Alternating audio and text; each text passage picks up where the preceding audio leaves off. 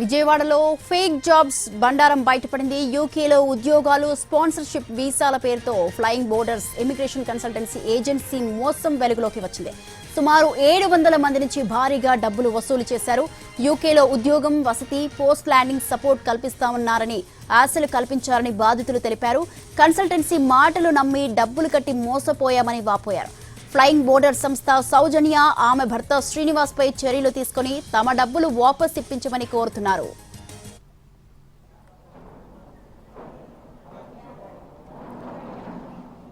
యూకేలో ఉద్యోగాలు, స్పాన్సర్షిప్ వీసాల పేరుతో వందలాది మందికి టోకారా ఇచ్చింది ఫ్లయింగ్ బోర్డర్స్ సంస్థ. ఆ యూట్యూబ్ ఛానల్లో వచ్చిన ప్రకటనలు, వీడియోలు నమ్మి కన్సల్టెన్సీని సంప్రదించామని బాధితులు తెలిపారు. యూకేలో స్కిల్డ్ వర్క్ వీసాపై ఉద్యోగం, కుటుంబ సభ్యులను డిపెండెంట్లుగా తీసుకెళ్లొచ్చని సంస్థ హామీ ఇచ్చిందన్నారు. మొత్తం 12 లక్షలు ఖర్చవుతుంది. ముందుగా 6 లక్షలు, యూకే వెళ్లిన తర్వాత మరో 6 లక్షలు చెల్లించాల్సిందన్నది సంస్థ. డబ్బులు కట్టించుకున్న తర్వాతే అగ్రిమెంట్ గురించి చెప్పారని బాధితులు చెబుతున్నారు.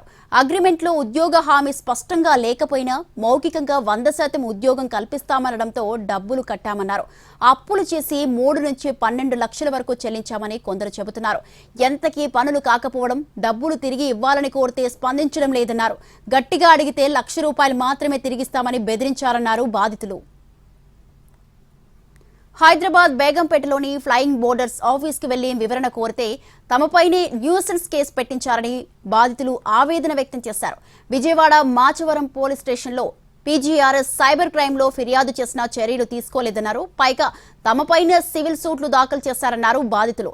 డబ్బులు అడిగితే బెదిరింపు కాల్స్ వస్తున్నాయని వాపోతున్నారు. ఫ్లయింగ్ బోర్డర్స్ సంస్థ యజమానిపై సమగ్ర విచారణ జరిపించాలని కోరుతున్నారు. సంస్థ యజమాని సౌజన్య, ఆమె భర్త విదేశాలకు పారిపోకుండా చర్యలు తీసుకోవాలని వేడుకుంటున్నారు. వారి బ్యాంక్ ఖాతాలు సీజ్ చేసి తమ డబ్బులు ఇప్పించాలని ప్రభుత్వాన్ని కోరారు.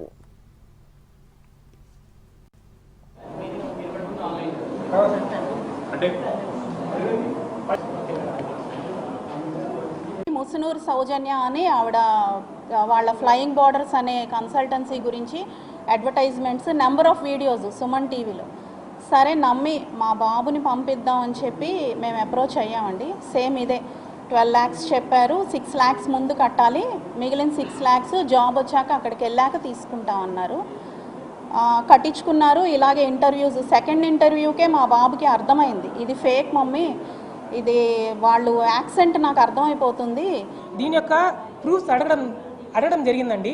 అడిగితే ఆమె ఏమని చెప్పినారంటే, నువ్వేమన్నా ఐపీఎస్వా, కమిషనర్వా, ప్రూఫ్ సబ్మిట్ చేయడానికి అని చెప్పారండి. ఇంకోటి ఏమంటే, ఒక పర్సన్ అనేవాడు నీకు ఇంగ్లీష్ రాదు అని ప్రూవ్ చేయడానికి ఒక రీజన్ ఉండాలి కదండి. నేను డ్యూలింగో అనే ఒక ఎగ్జామ్ రాయడం జరిగిందండి. ఒకసారి చూడండి, డ్యూలింగో అనే ఎగ్జామ్. ఇదేం చేస్తుందంటే నీకు ఇంగ్లీష్ వచ్చురా అనేసి వెరిఫై చేయించేటటువంటి ఒక సంస్థ. ఎఫ్ఐఆర్ చేసిన కాపీలు ఉన్నాయి, కానీ మాకు ఇప్పటి వరకు ఎఫ్ఐఆర్ కూడా అయ్యి మార్చి నెలలో అయింది ఎఫ్ఐఆర్. ఇప్పటి వరకు ఇప్పుడు 7 నెలలు అవుతుంది, 3 నెలలైనా ఆ ఎఫ్ఐఆర్ మీద ఎటువంటి స్పందన లేదు. చదువుకునే టైం ఏం లేదు. ఫస్ట్ ఆఫ్ ఆల్ అంటే ఏముండదు మేడం, ఇందులో మీరు వెళ్తారు, మీరు వచ్చేస్తారు, ఏముండదు మేడం, మీకు వీసా వచ్చేసిద్ది, మీరు ఇంటర్వ్యూస్ చేసుకుంటారు అంతే, ఏముండదు.